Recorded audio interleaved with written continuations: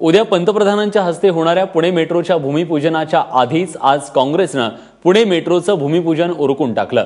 माजी मुख्यमंत्री पृथ्वीराज चव्हाण, हर्षवर्धन पाटील यांच्यासह अनेक नेते यावेळी हजर होते। पुणे मेट्रो आधी नागपूर मेट्रोचं भूमिपूजन का केलं गेलं, पुणे मेट्रोचा प्रकल्प का रखडवला गेला असा प्रश्न पृथ्वीराज चव्हाण यांनी विचारलाय। दरम्यान आता उद्याही पुणे मेट्रोचं मोदी आणि शरद पवार यांच्या उपस्थितीत भूमिपूजन होईल।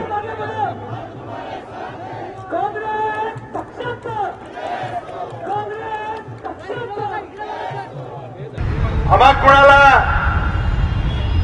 स्टेजवर बसायला बोलवलं नाही, तिथं कोणाला खुर्ची बसायला दिली नाही, हा आमचा आक्षेप आहे? बिलकुल नाही। आम्ही आपल्या सर्वांना या ठिकाणी निमंत्रण याकरता केलेलं आहे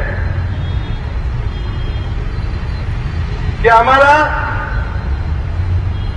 या राज्य सरकारचा दुटप्पीपणा, पुण्याच्या विकासाकरता आणलेलं खोटं ढोंग आणि मुख्यमंत्र्यांनी आणि भारतीय जनता पक्षाच्या नेत्यांनी तो विभागीय आकाश मनामध्ये ठेवलेला आहे,